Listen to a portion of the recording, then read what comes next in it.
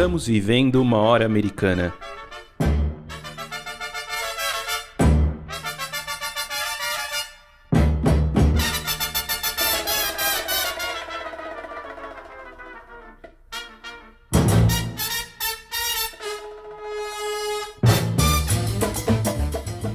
Sejam bem-vindos ao podcast Hora Americana.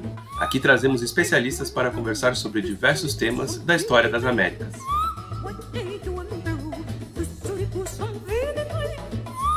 Meu nome é Caio Pedrosa e estão aqui meus companheiros Luiz Calil, Rodolfo Gautier, Priscila Pereira e André Ferreira. No episódio de hoje falaremos sobre a teologia da libertação e para conversarmos sobre esse tema convidamos o professor da USP, Myron Scorsi Valério.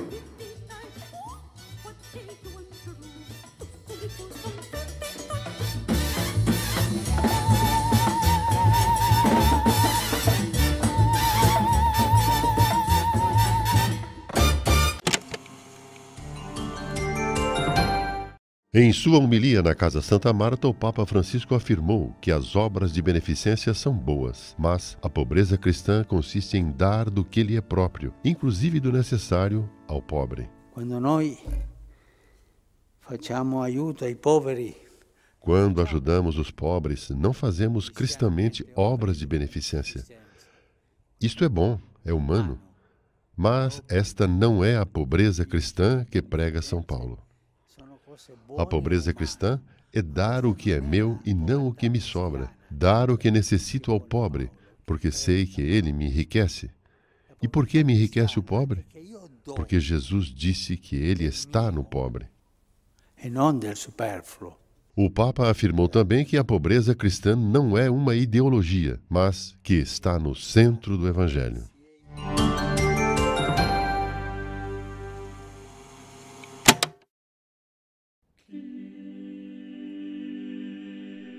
Você acabou de ouvir o trecho de uma homilia feita pelo Papa Francisco na Casa Santa Marta, residência localizada na cidade do Vaticano, onde vive Jorge Mário Bergoglio, desde sua eleição pelo Colégio de Cardeais em 2013.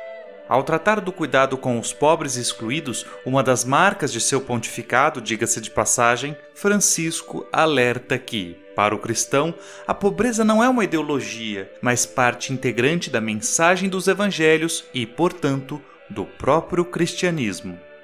A propósito, o fato do atual Papa ter recusado os luxuosos aposentos do Palácio Apostólico para viver na Casa Santa Marta revela uma postura sacerdotal que, de alguma forma, dialoga com o tema que trataremos hoje, a teologia da libertação na América Latina.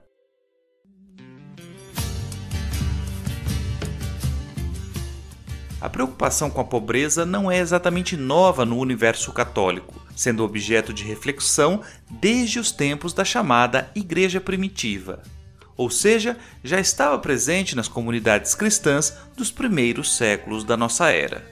Com o tempo, o amparo aos desvalidos, tema que aparece em textos-chave do cristianismo, como os evangelhos e as cartas paulinas, se converteu em objeto de disputas e polêmicas teológicas no seio do clero.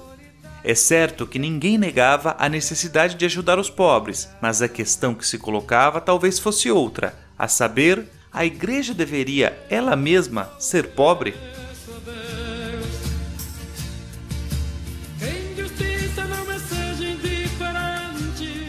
No final do século XIX, por meio da carta encíclica Rerum Novarum, o Papa Leão XIII se pronunciou acerca das condições de vida dos trabalhadores e criticou a situação de miséria e exploração a que eram submetidos. Não por acaso, muitos autores consideram essa encíclica como o documento fundador da chamada doutrina social da Igreja, conjunto de textos e ensinamentos voltados não a temas espirituais, mas sim a questões e dilemas do mundo moderno que se impunham cada vez mais fortemente. Já durante o século XX, muitos pensadores de orientação católica enriqueceram esse repertório voltado aos crescentes problemas sociais. Nomes como os dos filósofos Jacques Maritain e Emmanuel Mounier, ou o do sacerdote Louis-Joseph Lebré, mais conhecido como Padre Lebré, chegaram a ser muito conhecidos na Europa e na América Latina. Muitas de suas reflexões, por sinal, inspiraram o desenvolvimento e consolidação da democracia cristã, importante corrente política em vários países europeus e latino-americanos entre os anos 1950 e 1970. O Papa Francisco celebrou hoje os 60 anos do Concílio Vaticano II, um marco da Igreja Católica no século XX. Na manhã de 11 de outubro de 1962, quando o Papa João XXIII abriu a Assembleia Suprema da Igreja, começava uma revolução que ainda não terminou. A reunião de bispos, cardeais e patriarcas discutiu as relações da Igreja com a sociedade.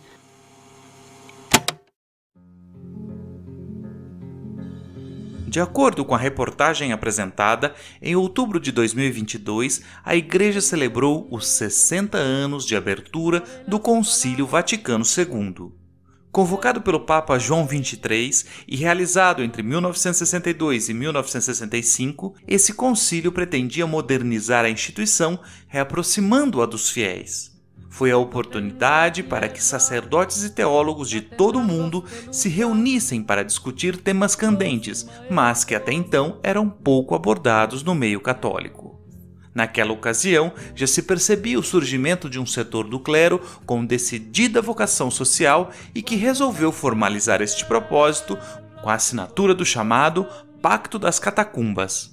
Ainda durante o concílio, em 16 de novembro de 1965, um grupo de cerca de 40 bispos, muitos dos quais latino-americanos, celebrou uma missa nas Catacumbas de Domitila, periferia de Roma. Ali, firmaram um pacto que refletia seu compromisso com um estilo de vida essencialmente pobre, renunciando a moradia, roupas e símbolos que transmitissem, mesmo que somente em aparência, um semblante de riqueza. Enquanto dentro dos muros da igreja despontavam aqueles que defendiam sua total entrega ao serviço dos mais humildes, essa espécie de despertar social, principalmente na América Latina, crescia também entre os fiéis católicos, fazendo mais e mais adeptos. O resultado prático foi a criação das primeiras comunidades eclesiais de base, as famosas SEBs, que já na década de 1960 organizavam localmente os paroquianos, reforçavam laços sociais e refletiam problemas coletivos, quase sempre ligados à marginalização das populações trabalhadoras, urbanas ou rurais, e seu abandono pelo sistema. Hermanos, son de nuestro mismo pueblo, matan a sus mismos hermanos campesinos, y ante una orden de matar que dé un hombre, debe de prevalecer la ley de Dios que dice no matar.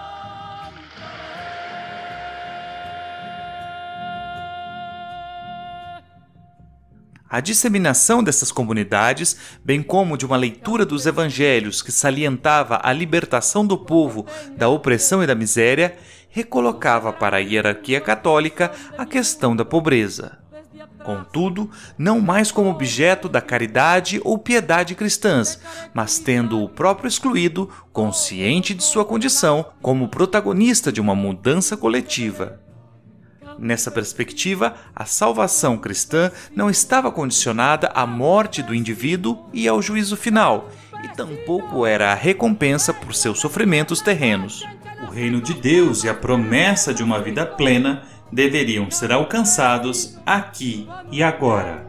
Essas transformações, no clero e na sociedade, de alguma maneira se cristalizaram durante a Segunda Conferência Geral do Episcopado Latino-Americano, realizada em 1968 na cidade de Medellín, Colômbia. Convocada pelo Papa Paulo VI e mais conhecida como Conferência de Medellín, o encontro marcou a primeira visita de um pontífice à América Latina, além de dar forma, em alguns de seus documentos, a uma clara posição da Igreja contra as injustiças sociais na região.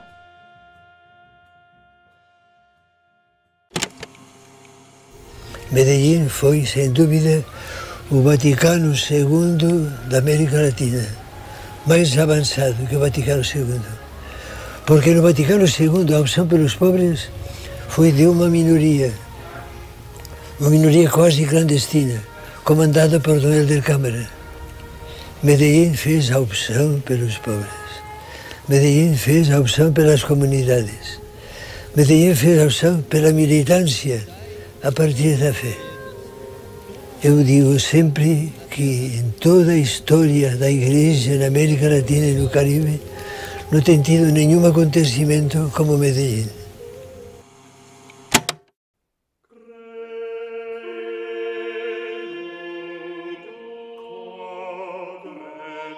A fala anterior é de Dom Pedro Casaldáliga, um dos expoentes do comprometimento com os pobres naquele contexto. Nascido na Catalunha, Dom Pedro chegou ao Brasil em 1968 e desde então esteve comprometido com a defesa dos direitos humanos, sobretudo de indígenas e trabalhadores vítimas da exploração e da violência no campo. A exemplo de Casaldáliga, outros sacerdotes se notabilizaram no mesmo período por sua postura em favor dos marginalizados. Foi o caso de Dom Helder Câmara, que, à frente da Arquidiocese de Olinda e Recife, chegou a ser acusado de estar a serviço do comunismo, sendo pejorativamente apelidado de Arcebispo Vermelho. Comentando as acusações, Dom Helder costumava dizer: "Quando dou comida aos pobres, me chamam de santo. Quando pergunto por que eles são pobres, chamam-me de comunista." Especialistas no assunto, como Michel Lovy, entendem que essa tomada de consciência refletia um amplo movimento social ao qual denomina Cristianismo da Libertação e que envolvia segmentos leigos e eclesiais na defesa de uma Igreja dos Pobres. Tal movimento, como defende o autor, está na gênese da célebre Teologia da Libertação, que surgiria apenas depois, como a elaboração teológica de uma prática já existente. É verdade que este catolicismo engajado gerou diferentes atitudes dentro e fora da Igreja. Vale dizer, a maioria dos membros da instituição inclinados às causas sociais não se pronunciava ou envolvia-se politicamente, limitando-se ao trabalho pastoral junto aos necessitados. Contudo, em vários países latino-americanos houve padres que adotaram posturas mais assertivas, como aqueles que, em 1967, fundaram o Movimento de Sacerdotes para el Tercer Mundo, na Argentina, grupo com forte atuação política e social. Nesse mesmo sentido, no Chile, durante o governo de Salvador Allende, criou-se em 1971 o grupo Cristianos para el Socialismo, integrado por dezenas de clérigos que se envolveram diretamente com as lutas dos trabalhadores e o governo da Unidade Popular. Nesses casos, era inegável a convergência entre religião e política.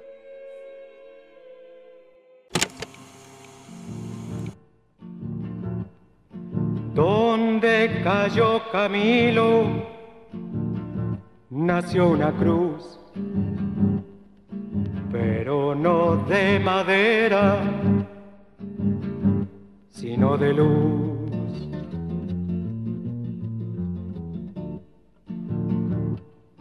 Lo mataron cuando iba por su fusil.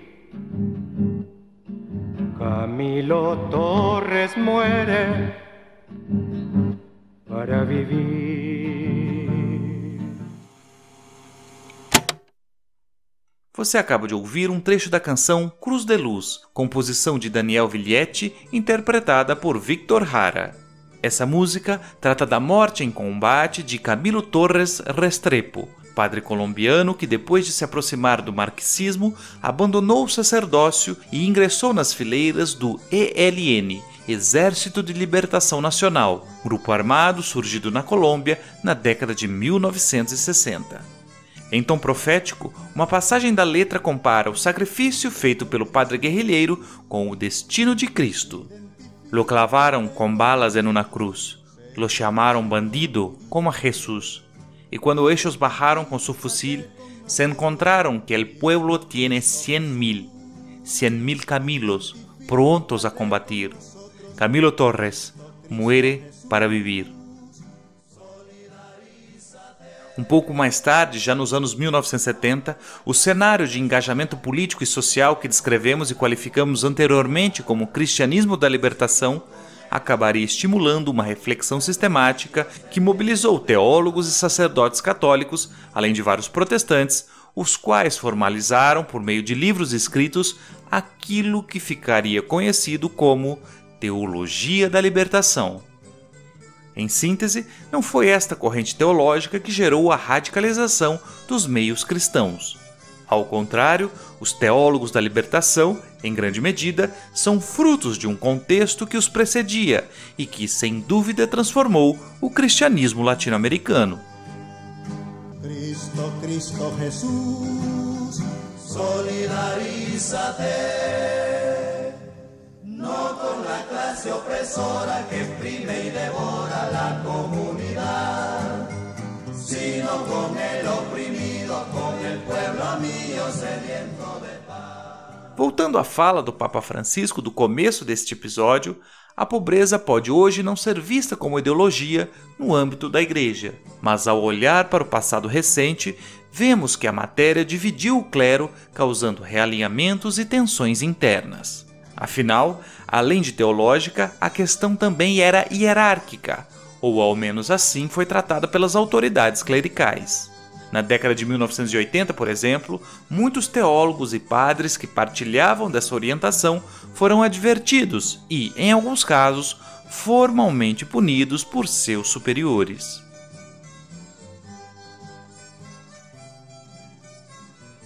Se o socorro aos pobres e o sentido de comunidade são atributos cristãos desde o início do catolicismo, por que apenas nos anos 1970 se converteu numa teologia? Quais são as raízes das transformações que levaram a Igreja a voltar-se a temas sociais e políticos? Como a teologia da libertação impactou a política latino-americana e os movimentos sociais a partir do fim das ditaduras militares na região? Para nos ajudar a entender essas e outras questões, o Hora Americana tem o prazer de receber hoje Myron Scorsi Valério, docente da Universidade de São Paulo e pesquisador do tema. Antes, porém, vamos à dica da hora desta semana.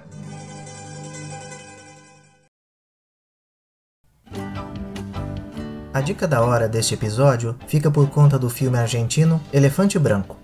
Lançado em 2012 e distribuído pela Paris Filmes, o longa tem direção de Pablo Trapero e, no papel principal, Ricardo Darín, interpretando o carismático padre Julián.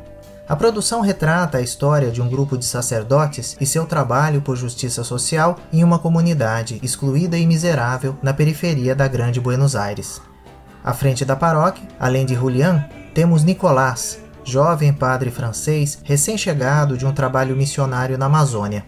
Para estar junto dos fiéis, os religiosos vivem em um gigante edifício abandonado que domina a paisagem do lugar e é conhecido pelos moradores locais como Elefante Branco. Metáfora que reflete a inutilidade e o esquecimento do prédio, mas sobretudo traduz a pouca importância dada pelas autoridades às pessoas que ocupam seu entorno. Tentando livrar os jovens do bairro da violência e das drogas, além de lutar pela construção de moradias populares, os padres enfrentam traficantes, políticos e a resistência de membros da própria diocese, que é reticente em apoiar o trabalho social ali desenvolvido. Paralelamente ao enredo principal, acompanhamos a crise de vocação e os tormentos de consciência do dedicado Nicolás, que aos poucos se apaixona por Luciana, uma assistente social que atua na comunidade. Divididos entre o compromisso com os excluídos e seus dramas pessoais, e muitas vezes arriscando a vida pelo sacerdócio e sua missão, os personagens deste filme refletem os estreitos vínculos entre religião e política. E embora a trama seja ambientada na capital da Argentina, poderia se passar em qualquer das grandes cidades latino-americanas que convivem com problemas habitacionais e exclusão. Elefante Branco está disponível em vários serviços de streaming, e é a nossa dica de hoje.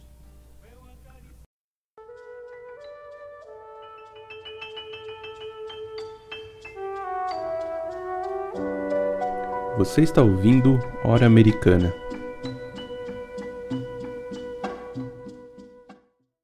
Bom, olá, ouvintes da Hora Americana. Vamos iniciar aqui mais uma entrevista do nosso podcast. Hoje temos o enorme prazer em receber o professor Myron Scorsi Valério, professor na Faculdade de Educação na Universidade de São Paulo, na USP, que vai conversar com a gente aqui hoje sobre a teologia da libertação, né, a história dessa questão tão importante da América Latina. Seja muito bem-vinda, Mayra, ao nosso podcast. Eu que agradeço vocês pelo convite, André, e pelo contato. É uma felicidade estar aqui e poder contribuir com alguma coisa. Myron, a gente que agradece pela sua contribuição. Olha só, o fato da Igreja Católica ter uma história muito longa, né, uma história milenar, além de uma hierarquia muito rígida, sugere às vezes a imagem de uma instituição monolítica, né, quase que uma rocha. No entanto, sob essa aparente coesão interna da instituição, existem, é claro, tensões, conflitos, existe disputa por hegemonia entre diferentes setores, enfim. Então, levando em conta essa diversidade, eu te pergunto, como surge a teologia da libertação? E pergunto também se ela seria mais uma entre outras vertentes progressistas da Igreja, né? Afinal de contas, existe algum consenso quanto à definição do que foi essa corrente teológica? Bom, André, essa pergunta é bem interessante, porque a gente precisa começar ela fazendo uma grande distinção, acho, na minha percepção. A teologia da libertação, ela surge num segundo momento, no final da década de 60, praticamente, em relação a um tipo de religiosidade que havia surgido dentro da Igreja Católica no início dos anos 60, final dos anos 50 e início dos anos 60. Então, quando a gente pensa aí como surgiu a teologia da libertação diante dessa questão toda, né, nós temos que fazer essa distinção. Uma coisa é o cristianismo da libertação, uma subjetividade religiosa de militantes cristãos que começam a se engajar numa perspectiva de crítica social, de crítica do capitalismo, que é proveniente principalmente dos setores leigos da igreja. E num segundo momento, você tem uma sistematização teológica desse tipo de religiosidade que se dá já na segunda metade da década de 60. Então, a teologia da libertação, diz assim, ela é um segundo momento de um tipo de religiosidade que nasce primeiro e trata-se de um momento, vamos dizer assim, intelectual, textual, desse tipo de subjetividade religiosa, né, que aparece no seio da Igreja Católica, tá? Então, eu acho que, assim, primeiro, essa distinção é bem relevante, porque senão parece que a teologia da libertação ela é algo que já pré-existia a sua própria existência, né? Então, a teologia da libertação ela é um desenvolvimento intelectual, uma teologia sistematizada, derivada de um tipo de subjetividade católica, de cristãos laicos, engajados socialmente, lutando pela transformação da vida social, comprometidos com uma ética cristã que se considera, que vai olhando para os problemas do desenvolvimento do capitalismo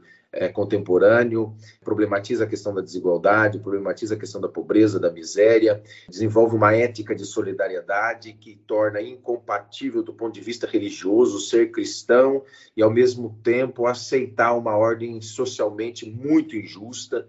Esse tipo de comprometimento, né, muito influenciado também pela ascensão do pensamento crítico de esquerda na América Latina, na segunda metade do século XX. Então, o Michel Lévy, que é uma referência do tema, né, para discutir, ele vai dizer que a teologia da libertação surge da periferia para o centro da igreja. E é bem nesse sentido mesmo, da periferia, os setores laicos, e esses setores mais ligados à ação católica, à juventude universitária católica, começam a questionar, vão desenvolvendo essa religiosidade crítica, vão se aproximando das críticas feitas pelo marxismo em relação ao capitalismo na sociedade latino-americana e vão se comprometendo com a ideia de uma transformação de mundo, de um engajamento social em relação a essa situação. E sempre de um ponto de vista cristão. Então essa religiosidade surge primeiro, ela aparece primeiro, ela se dissemina principalmente na juventude universitária católica, que era um braço da ação católica, e enfim, então vai se desenvolver primeiro como uma religiosidade. E isso interpela a igreja, né? Então a igreja, os setores religiosos em contato com a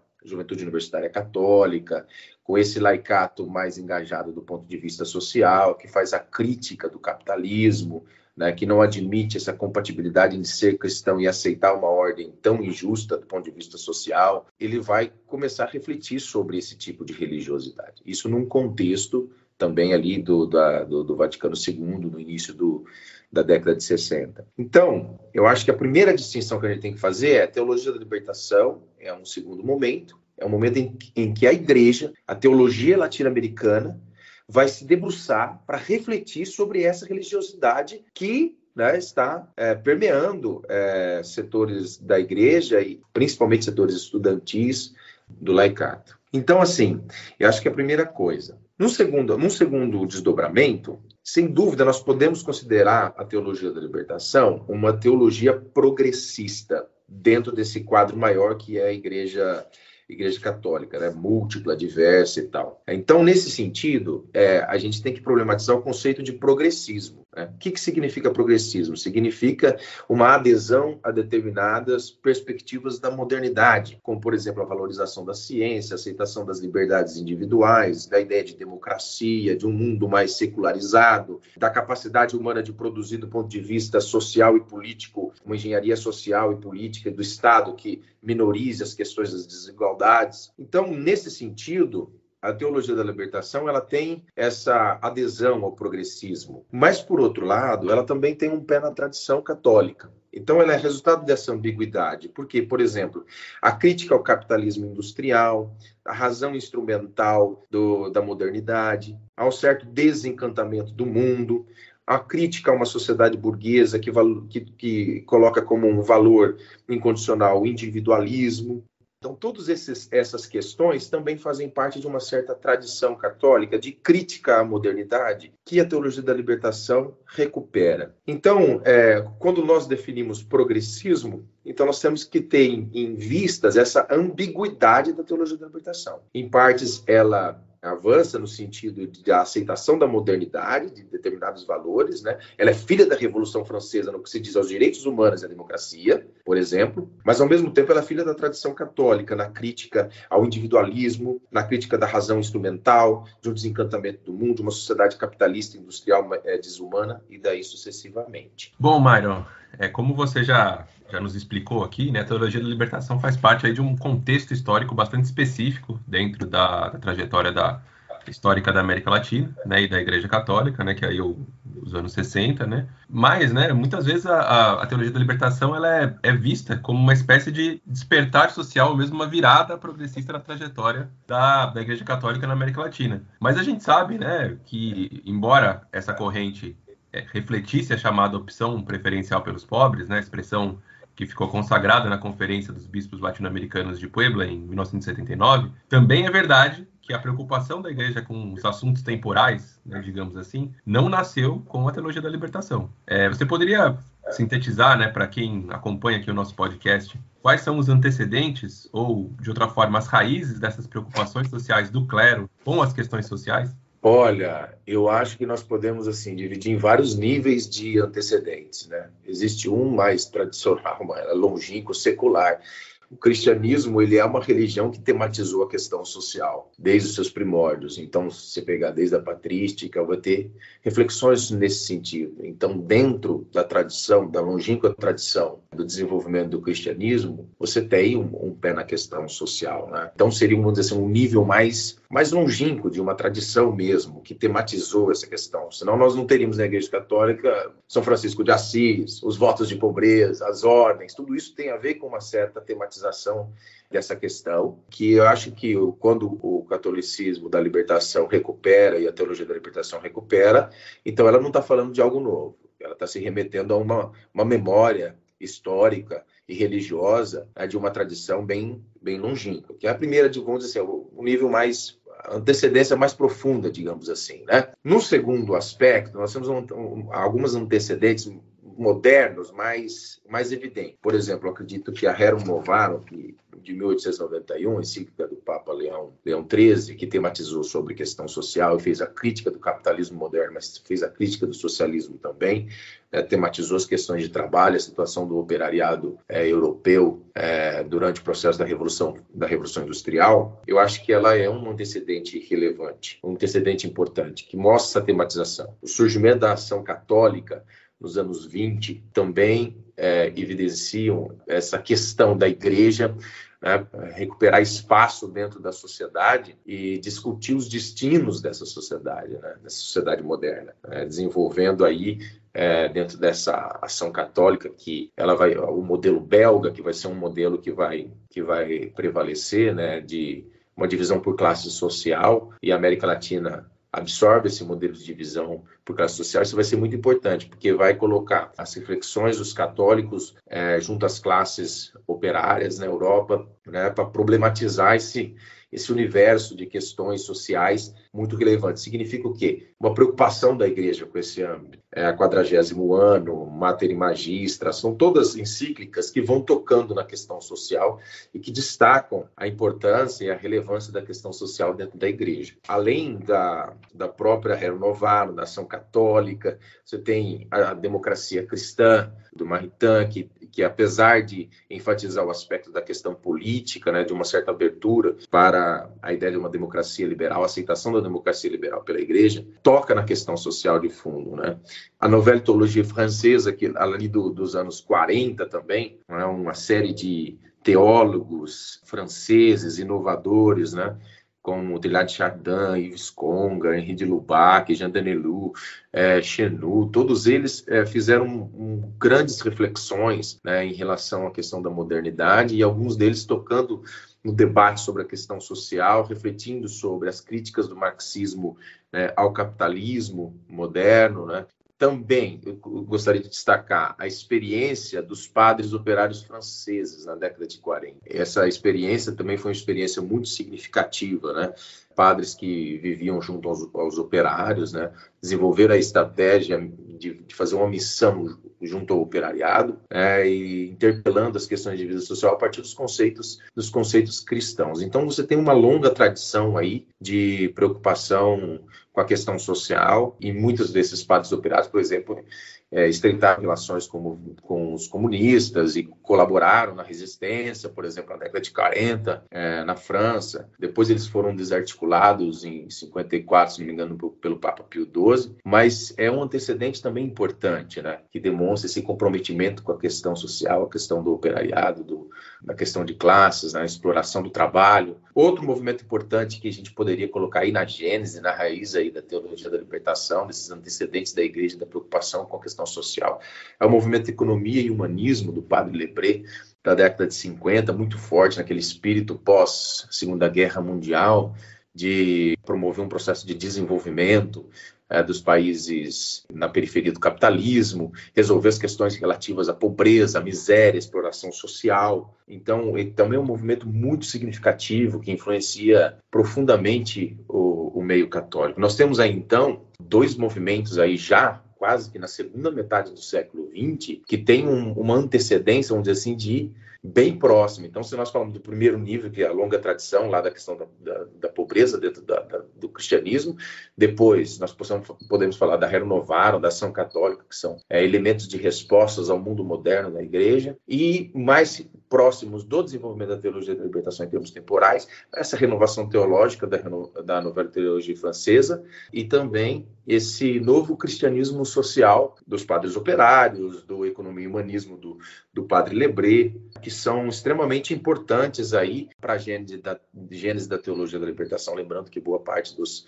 padres brasileiros, religiosos, de ordens, faziam os seus processos de formação intelectual na França e em vários países francófonos para poder ter essa formação intelectual. E aí tomam um contato, né, muito forte. Você tem um afrancesamento cultural no Brasil, né, muito importante na primeira metade do século XX, e isso reflete, essa influência desse catolicismo francês progressista tem uma importância, uma incidência muito significativa, né, também no clero brasileiro. Então, isso a gente pode considerar que são antecedentes relevantes, né, que apontam para esse progressismo em relação à questão social dentro da Igreja Católica. Myron, os anos 1960 e 1970 são um período de grande efervescência política e também social na América Latina, não é mesmo? E não é por acaso que é justamente neste período que esse cristianismo progressista, né, que você vem comentando até aqui, ele foi tomando a forma de um movimento social, que incluía, obviamente, os seguidores do catolicismo. Mas além dessa radicalização entre os fiéis, ou pelo menos entre parte deles, né, a própria igreja vinha passando por transformações internas, inclusive com o surgimento de correntes eclesiais mais afinadas com a realidade, né? Destacando, por exemplo, o Concílio Vaticano II, né, a ideia de uma igreja militante, etc. Então a gente gostaria, Myron, que você comentasse esse realinhamento interno nos quadros do catolicismo e avaliasse o peso que isso teve no desenvolvimento da teologia da libertação. Tá, veja, o Concílio Vaticano II ele tem um papel fundamental. Eu gosto muito da fórmula que o Levi traz para poder explicar. Ele fala que a teologia da libertação ela é a síntese do casamento entre a Revolução Cubana e o Vaticano II.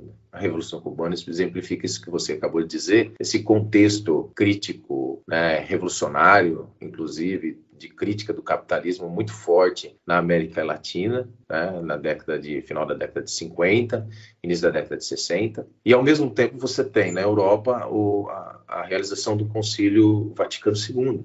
Né? E o Concílio Vaticano II, ele propõe uma atualização da Igreja. Né? Então, como o Papa João XXIII chamou mesmo, era um concílio de adornamento, né? Que é colocar em dia. Ou seja, boa parte das grandes conquistas da modernidade haviam sido feitas, vamos dizer assim, fora e contra a Igreja. Então era preciso fazer um processo de atualização na percepção do Papa João XXIII. E o Concílio Vaticano II, ele foi justamente um concílio que abriu as portas para que todas essas experiências que antes nós evidenciamos aqui pudessem estar presentes dentro da Igreja, institucionalmente, assim, com apoio, e pudessem olhar para a própria Igreja, né, e fazer um processo de reestruturação do modelo de ser igreja. Então, alguns desses padres operários vão ter um papel importante, o padre Lebré vai ser extremamente importante, inclusive na formulação de documentos da igreja nesse momento. Todos eles a Nouvelle Théologie Française vai ser praticamente, eles vão assessorar todo o processo do Concílio Vaticano II, vão ser uma assessoria intelectual. Então, o que na década de 50, essas experiências inovadoras, críticas, que vinham da Nouvelle Théologie Française, essas novas modalidades que apareciam, surgiam, eram de certa forma foram contidas, né, pelo Papa Pio XII nos anos 50, o João XXIII, ao convocar o Concílio Vaticano II, ele abre as portas para uma participação maior dessas figuras, né, que vão ter esse ímpeto de renovação muito importante que é trazido pelo Concílio Vaticano II. Essas tendências encontram um abrigo no Vaticano II. A ideia de construir uma igreja que pudesse dialogar com a modernidade. Não uma igreja que se mantivesse na defensiva em relação à modernidade, propugnando ainda uma espécie de ideal medieval de construção de sociedade de mundo. Né? Então, a aceitação dos fenômenos modernos, a secularização, né, da sociedade, encarar, problematizar a questão da secularização, dos direitos individuais, do peso dos direitos humanos, da ideia de democracia, trazer o componente de refletir sobre a questão social, né, a partir, lógico, da tradição da Igreja. Né? O Concílio Vaticano II é um concílio da Igreja, não é nada assim, não é uma revolução, entendeu? Mas é sobre trazer a luz e colocar, vamos dizer assim, em posição de destaque, por exemplo, a doutrina social da Igreja e as críticas da Igreja à desigualdade, recuperando a tradição da Renovada, da 40º ano, e daí vai. Todos esses elementos são elementos importantes que compõem o Vaticano II. E para a teologia da libertação ele tem um papel fundamental. Por quê?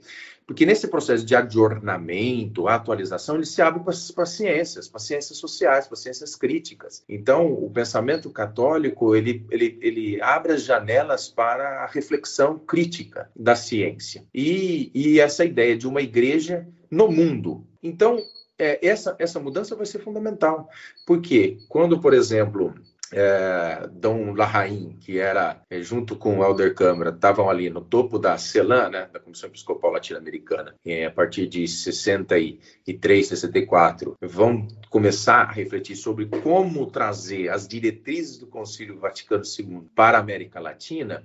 Eles vão pensar em como traduzir esse adornamento para a América Latina. E aí incentivam a reunião de teólogos da Igreja, né, críticos, como, por exemplo, Juan Luís II, né, Lúcio Gera, Scanoni, uma série de teólogos que depois vão compor a Teologia da Libertação, Gustavo Gutierrez, obviamente, começam a se reunir a partir de 64, por incentivo do CELAN, para discutir uma teologia latino-americana, ou seja, um adornamento para a América Latina, onde as questões da América Latina fossem colocadas em evidência para poder adequar a mensagem do Vaticano II né, a proposta do Vaticano II de atualização da igreja, de abertura para o mundo moderno dentro da América Latina. E aí que vai se desenvolver, porque nesse momento essas figuras todas estão envolvidas com esse laicato mais crítico, né, com essa religiosidade. No meio dessa discussão, em 66, morre Camilo Torres, o padre colombiano com formação sociológica que vai entrar na guerrilha de libertação nacional na Colômbia, né, e morre na luta armada, e deixa uma carta-testamento, vamos dizer assim, dizendo, olha, eu tive que entrar porque na América Latina é preciso quebrar o poder das oligarquias, desse poder, desse capitalismo estruturado, esse capitalismo explorador e tal, não sei o quê, não tem como fazer isso. Eu entro na luta armada a partir do meu compromisso cristão. Então, tudo isso está em ebulição nesse momento, e o Vaticano II, ele dá uns instrumentos para se pensar. E essa abertura para ciências sociais, na América Latina, vai resultar no quê? A América Latina, naquele momento, está construindo suas ciências sociais críticas. E uma das expressões mais singulares é essa transição das teses desenvolvimentistas, né, do contexto da Segunda Guerra, do final da Segunda Guerra, para as chamadas teorias críticas da teoria da dependência. Então, essas reflexões das ciências sociais latino-americanas vão ser um instrumento básico de interpretação da história, das relações sociais, das condições de trabalho, da estruturação do capitalismo na América Latina, que vão informar para esses teólogos qual é a realidade latino-americana. E eu preciso pensar, então, uma teologia adequada a essa realidade latino-americana. É por isso que a crítica social vai ser fundamental e vai ser a base da teologia da libertação, nesse diálogo, principalmente com a teoria da dependência. Então, o Concílio Vaticano II, ao abrir as janelas, na América Latina, abre para uma crítica social muito estruturada, muito forte, que vem se desenvolvendo e que é parte do processo de desenvolvimento da teologia da libertação.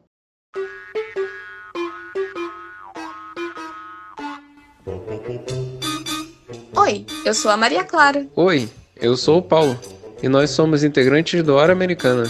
Gostaríamos de te convidar para conferir os conteúdos publicados das nossas redes. Afinal, o episódio nunca acaba nessa horinha aqui. Muitas das temáticas e dicas mencionadas por nossos convidados e convidadas serão retomadas por lá, e praticamente todo dia tem postagem nova. Então é isso. Nos acompanhe também nas redes sociais do Hora Americana e não se esqueça de nos avaliar nas plataformas de áudio. Encontramos vocês lá.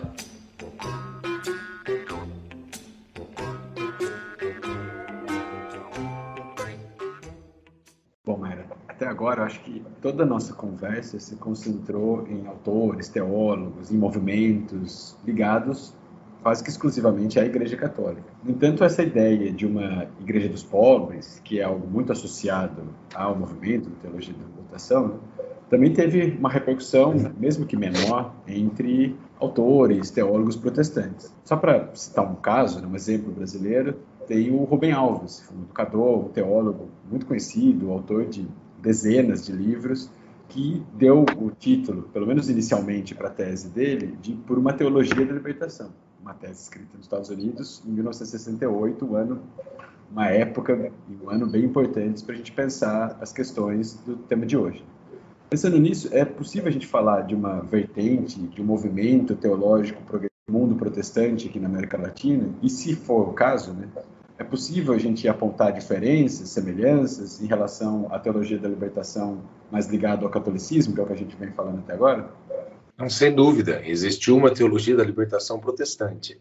Aliás, a teologia da libertação, ela aparece também em um desses vetores, retomando um pouco a questão que vocês fizeram sobre o Vaticano II, essa dimensão ecumênica. Olha, veja bem, antes do desenvolvimento da teologia da libertação, quando eu estou falando sobre o desenvolvimento desse cristianismo da libertação, ou seja, dessa fé engajada, dessa subjetividade religiosa de comprometimento social, um dos personagens mais relevantes no Brasil nessa cena vai ser o missionário norte-americano, o Richard Shaw. O Shaw vem para o Brasil, vai para a Colômbia, depois vem para o Brasil.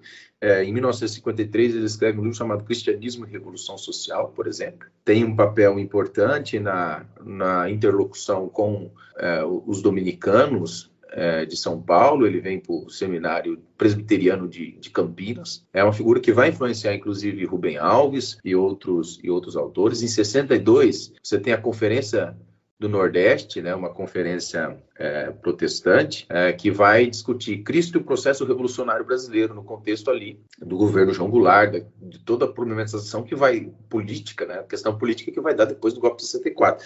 E nesse contexto estão discutindo essas questões. Então havia um caldo também cultural e religioso forte de esquerda, vamos dizer assim, dentro do protestantismo, e que vai fazer despontar dentro dos setores protestantes a crítica que dá também na teologia da libertação, né? Sem dúvida, então, nós temos uma teologia da libertação protestante. Agora, em relação ao catolicismo, ela é minoritária, né?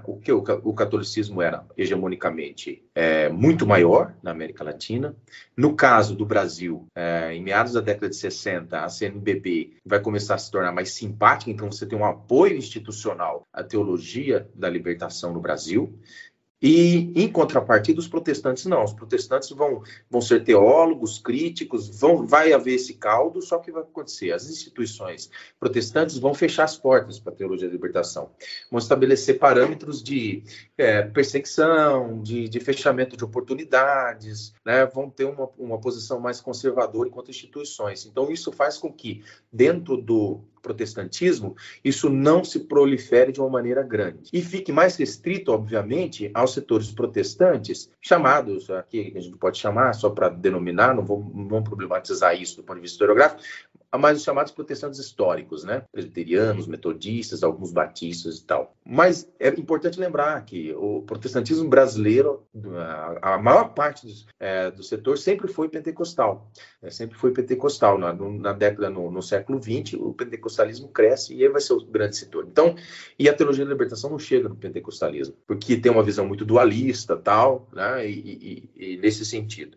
Agora, se desenvolve realmente uma teologia da libertação na América Latina, com figuras de destaque, Valdo César, Rubem Alves, né, Anivaldo Padilha, Jeter Ramalho, Júlio de Santana, que eu acho que vai ser uma das figuras que vai ter maior sintonia com as redes da teologia da libertação católica. Então são figuras importantes, relevantes. Você vai ter lá depois, na década de 70, final da década de 70, a organização na Costa Rica do DEI, Departamento Ecumênico de Investigação, que é meio a meio. Então você tem protestantes, teólogos protestantes relevantes, significativos. Então tem uma teologia protestante importante, significativa, só que ela não tem uma dimensão de crescimento popular como teve o catolicismo da libertação, nesse sentido. Agora, se a gente for estabelecer algumas diferenças, em termos conceituais, por exemplo, se pegar a tese do Rubem Alves.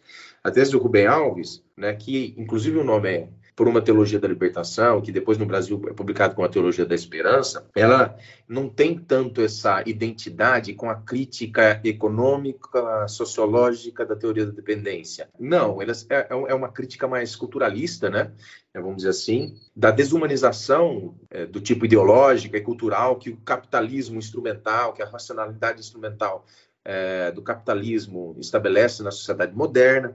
Então ele dialoga mais com os teólogos como Karl Barth, por exemplo, da própria tradição protestante, e em alguma dimensão incorpora a crítica, por exemplo, do Marcuse.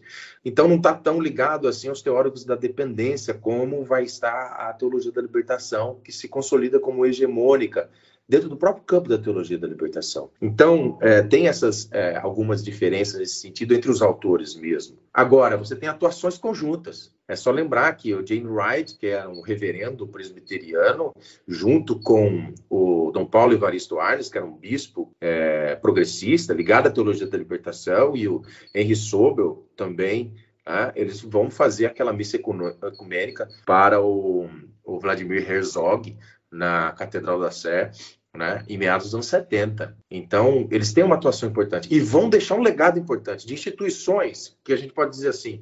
Isso é uma coisa interessante, porque a teologia da libertação, tanto protestante quanto a católica, produziu, a partir da década de 70, um conjunto de instituições híbridas, meio do caminho entre a sacristia e a academia, né? E esses centros híbridos davam um suporte intelectual, pedagógico, estrutural para a teologia da libertação, para essa ação desses intelectuais na rede da teologia da libertação entre os protestantes e os católicos, né? Instituições como o DEI, como o CESEP, como o SEB, são instituições protestantes muito ligadas à teologia da libertação, profundamente influenciadas pela teologia da libertação até os anos 80, né? Tem um significado importante dentro do campo protestante. Mas não tem a dimensão de engajamento, de militância popular e tal, em consequências práticas e assim, sociais, né, nesse sentido mais amplo, como tem o catolicismo, que era maior, era hegemônico e tinha mais força, né, e apoio institucional. Ô Myron, com o fim do ciclo de regimes militares ali na década de 80, surgiu na América Latina uma série de movimentos, né, que alguns vão chamar de novos movimentos sociais, que incluíam associações de bairro, o chamado novo sindicalismo, organizações ambientalistas, grupos identitários, enfim, fenômenos que, digamos que não existiam até os anos 60. Mas, além desses movimentos, surgiram também siglas de esquerda, né, que tampouco se pareciam com os partidos marxistas lá do pré-ditadura, né? Talvez o caso mais emblemático, mas não é o único, seja o PT, seja o Partido dos Trabalhadores aqui no Brasil, né, que teve, em setores progressistas da igreja, um dos seus pilares, digamos assim. Pensando nisso, a gente gostaria que você falasse um pouco do peso, né, da teologia da libertação para essa esquerda latino-americana surgida mais recentemente, né, no pós-ditadura, ali nos anos 70 e 80.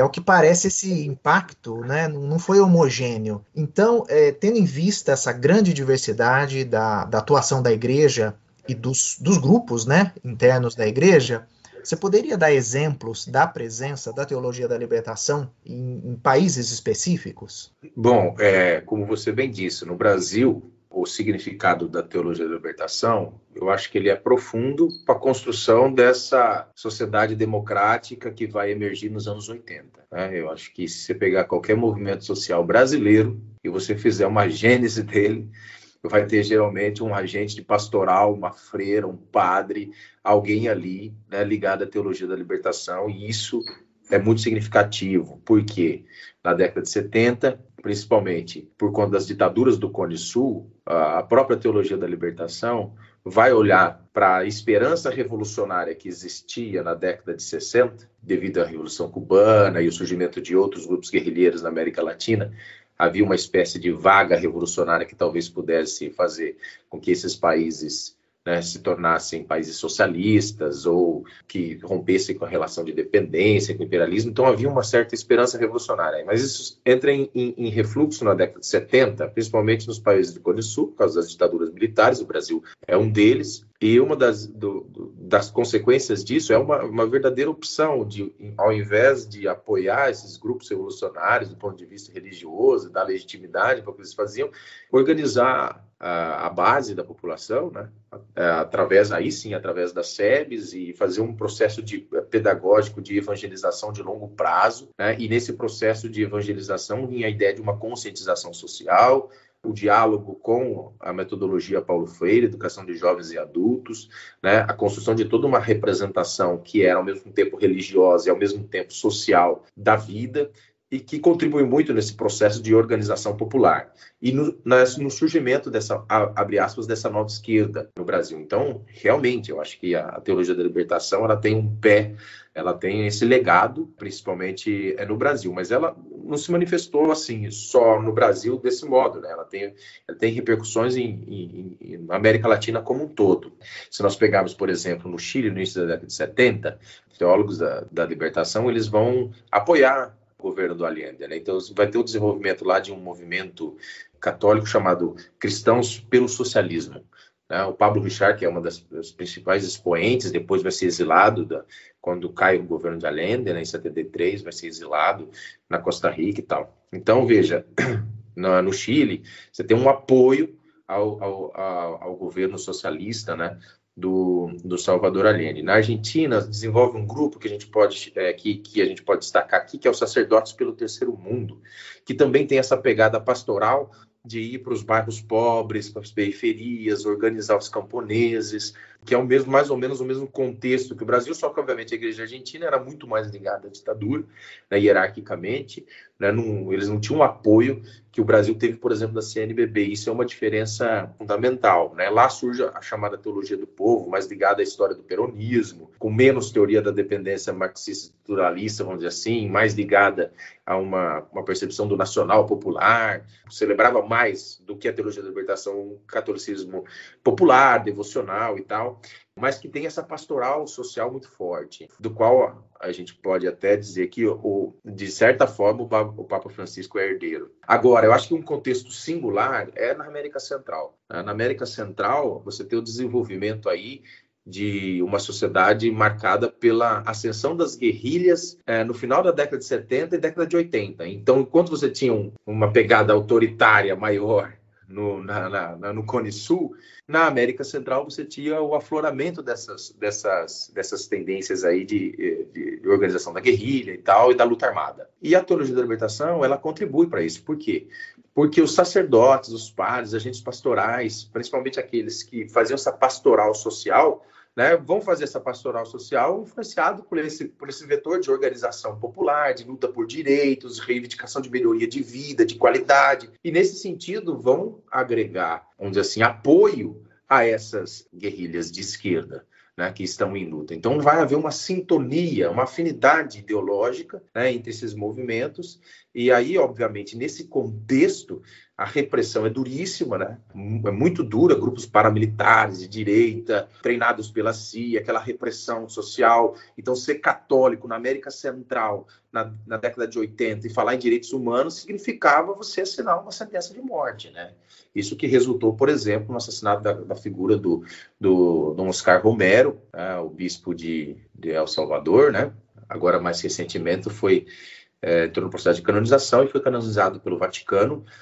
Então, até, digamos assim, né, a teologia da libertação tem um santo para se chamar de seu, que é Dom Oscar Romero, que não era da teologia da libertação, era um bispo conservador, mas à medida que a repressão atacava muitas comunidades populares e a atuação pastoral desses padres e agentes pastorais e freiras comprometidos com a organização popular foi se inclinando, foi se movendo à esquerda em nome de uma pacificação social e tal, e acabou sendo assassinado. Então, na Nicarágua, você tem o apoio à Revolução Sandinista, em El Salvador, né, essa relação mais próxima com a crítica marxista e uma ligação de uma afinidade ideológica com os movimentos de luta armada de esquerda, na Guatemala também. Então, no contexto da América Central, a teologia da libertação ela tem uma dimensão, vamos dizer assim, mais ligada a essa questão da luta armada e do apoio a luta armada, dos movimentos de esquerda, né? E, inclusive, a repressão vai ser muito dura, vai ser duríssima, inclusive lembrando aí do assassinato dos jesuítas da UCA, da Universidade de Centro-América, dos jesuítas, 6 jesuítas assassinados em 89. Então, esse é o quadro, né? Então, em cada um desses lugares, determinando contextos, a teologia da libertação, ela aparece, influencia e mobiliza, né? E se organiza e se enraiza de acordo com essas situações específicas.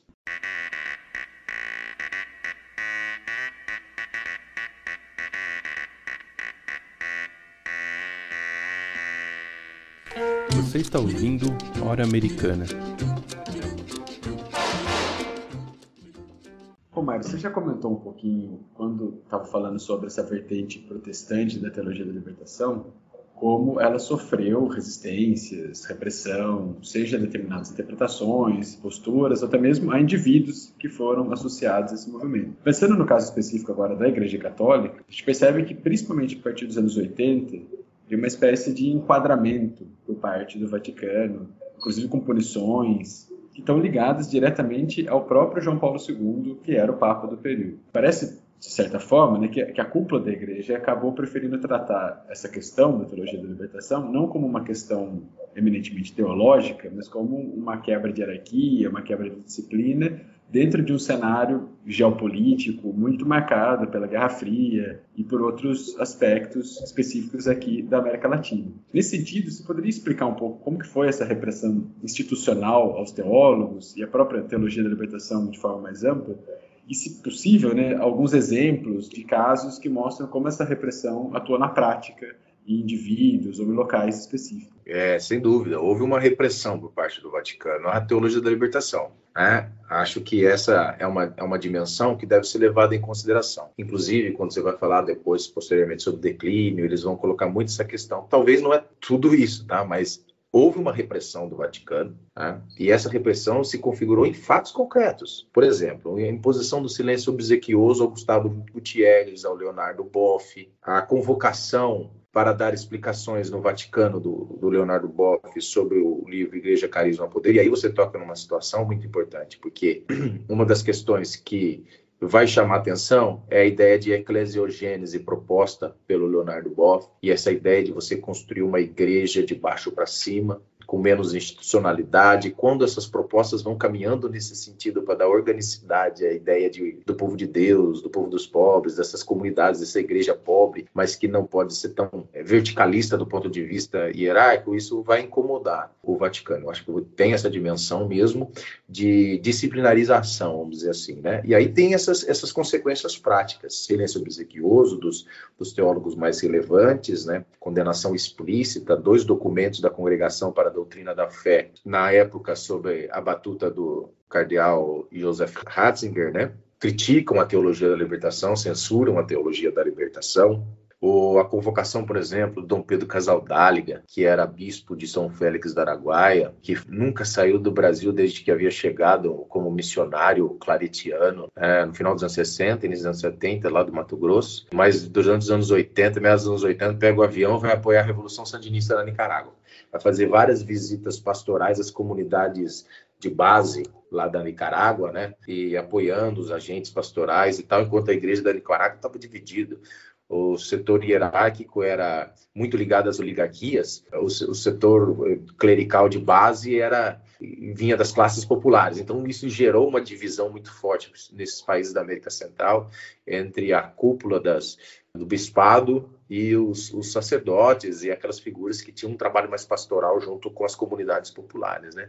Então, por exemplo, o Casaldáliga é convocado a dar explicações no Vaticano sobre essa atuação dele, é pedido para ele silêncio e tal. Ele é meio desobediente e tal. Quando ele sai da visita do Vaticano, publica um livro na Espanha sobre como foi a entrevista dele com Ratzinger e o cardeal Gantin. Então, são casos concretos. Né?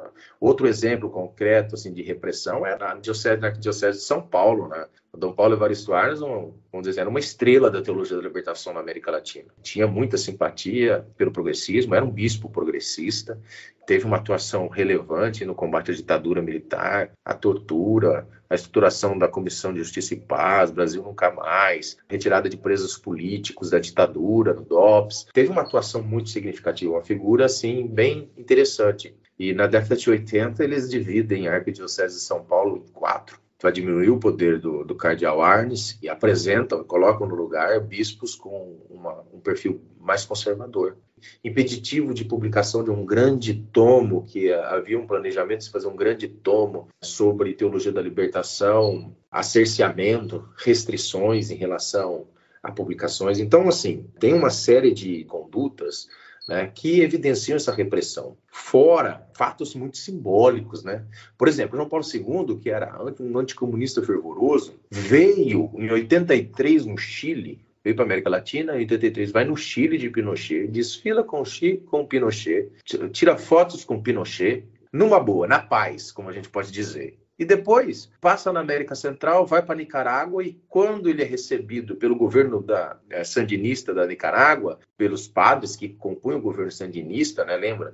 Miguel de Escoto, Ernesto Cardenal, Fernando Cardenal, eram ministros do governo sandinista da Nicarágua, né, na primeira ascensão dos sandinistas no início da década de 80. Quando ele desce no aeroporto, o Ernesto Cardenal vai receber ele levanta o dedo em riste e dá uma admoestação pública para toda a imprensa que estava no lugar, ao Ernesto Cardenal. Ou seja, repreendendo a adesão dos sacerdotes em apoio à Revolução Sandinista. Mas tinha acabado de sair do Chile do Pinochet e não falou nada. Percebe? Então, essas situações evidenciam essa repressão por parte da igreja em relação à teologia da libertação. E eram medidas institucionais que vão fragilizando a teologia da libertação na América Latina, incentiva outras vertentes mais conservadoras do ponto de vista teológico para que cresçam, para que ocupem espaço, tenham publicações, editoras, espaço na mídia, né? Como a Renovação Carismática Católica, ou mesmo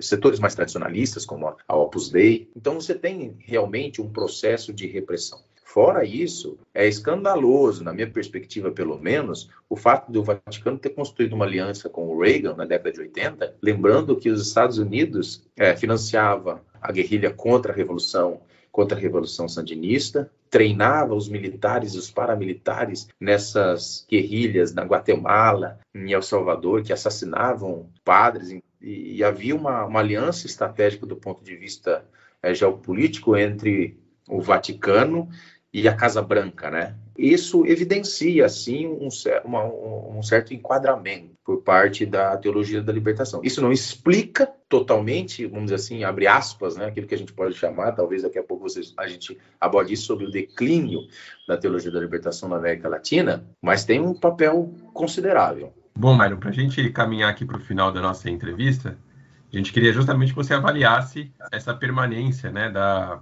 teologia da libertação, né, se a gente pode falar de uma atualidade da teologia da libertação na América Latina, né, porque depois aí desse longo papado do João Paulo II, né, que em vários países, né, teve uma retomada das conferências episcopais por setores mais conservadores do clero, né, o que refletia um pouco o movimento de uma igreja que se voltava mais para questões espirituais e morais e não para problemas mais mundanos, né, por assim dizer. Mas até que ponto, né, a reflexão e a prática das comunidades eclesiais de base, da teologia da libertação, das lideranças com essa vocação social, já não está mais enraizada, né, no catolicismo latino-americano, né? E também queria que você avaliasse, né, o próprio Papa Francisco, né, e a abordagem pastoral que ele tem dos problemas atuais. Isso não seria um exemplo de uma certa permanência, né? O que você acha dessas relações entre esse declínio e essa permanência dessa visão teológica da Igreja Católica na América Latina? Bom, eu acho que mesmo a despeito da repressão e tal desenvolvida pelo Vaticano, a teologia da libertação ela veio para ficar. Ela conseguiu um espaço dentro da Igreja, tem um espaço, vamos dizer assim, intelectual considerável, importante, relevante, significativo. Né? Você não tem intelectuais católicos tão significativos e relevantes de respeito no mundo acadêmico, intelectual e crítico, como tiveram, né, as luzes, os intelectuais da teologia da libertação. Do ponto de vista pastoral, o desenvolvimento de uma pastoral engajada socialmente na mobilização popular, através das SEBs, principalmente, da Organização das Comunidades Eclesiais de Base, ela veio para ficar. Eu acho que é uma tradição dentro da igreja.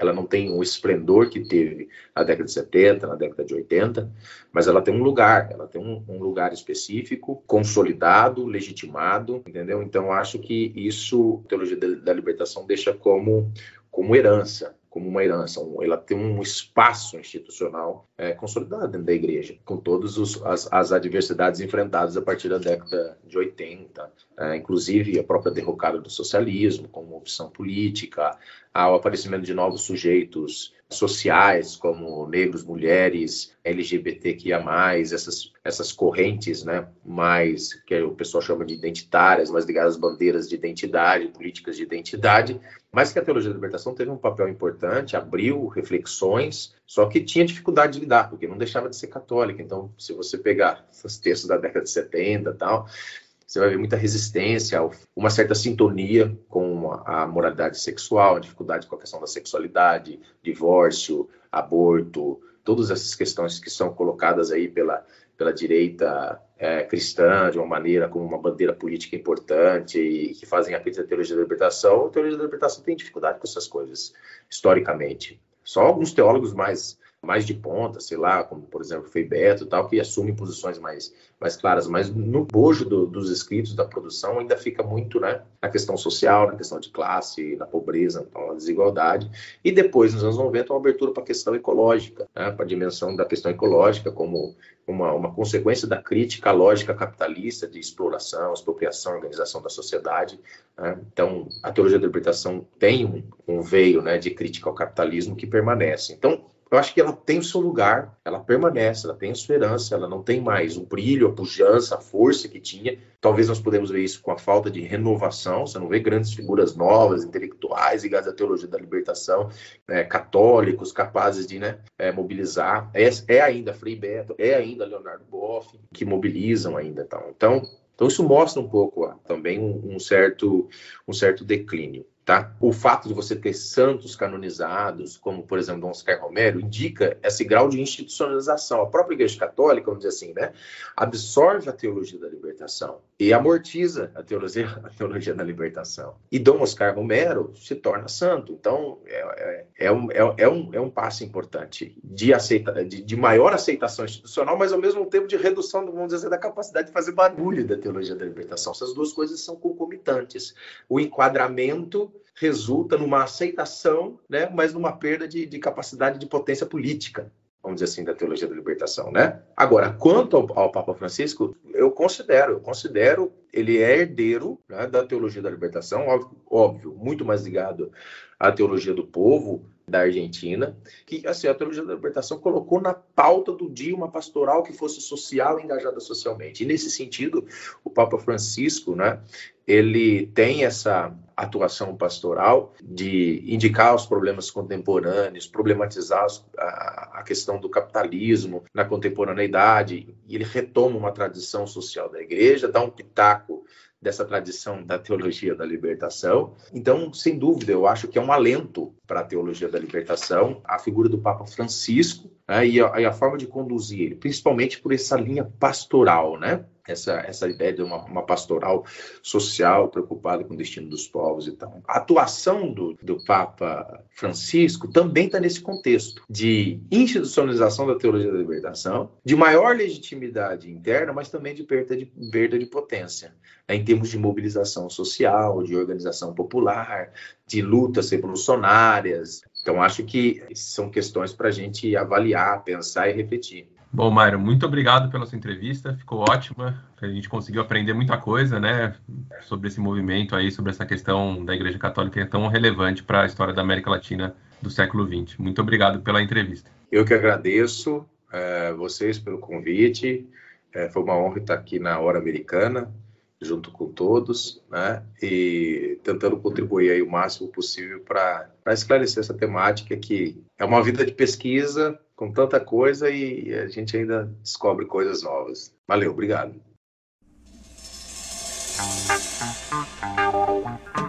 O Hora Americana desta semana fica por aqui. Este programa é um projeto de extensão interinstitucional com membros da Universidade Estadual de Londrina, Universidade Federal Rural do Rio de Janeiro, Unicamp, Instituto Federal de Minas Gerais e Instituto Federal do Sul de Minas Gerais. O Hora Americana tem produção de Luiz Calil, Caio Pedrosa, Rodolfo Gautier, Priscila Pereira e André Ferreira. A edição é de Caio Pedrosa, Letícia Cavalcante e Carolina Corbani. Divulgação e criação de conteúdo para as redes sociais, de Paulo Gomes, Maria Clara Figueiredo e Bruna de Andrade. No episódio de hoje utilizamos como trilha sonora as faixas Credo Quod Redemptor e também Requiem 2 Crie, do grupo Thales Scholars, Quando Tenga la Tierra, de Mercedes Sosa, Eu Só Peço a Deus, de Mercedes Sosa e Beth Carvalho, Crie, de Carlos Mejía Godoy, Canción para un Mártir, de Yolocão Beitá, e também um trecho da homilia de 23 de março de 1980, de Oscar Romero. O Hora Americana pode ser escutado nas principais plataformas de podcast, na Rádio e TV Unicamp e na Rádio do Instituto Federal de Minas Gerais. Daqui a 2 semanas, voltamos com mais um episódio. Até lá!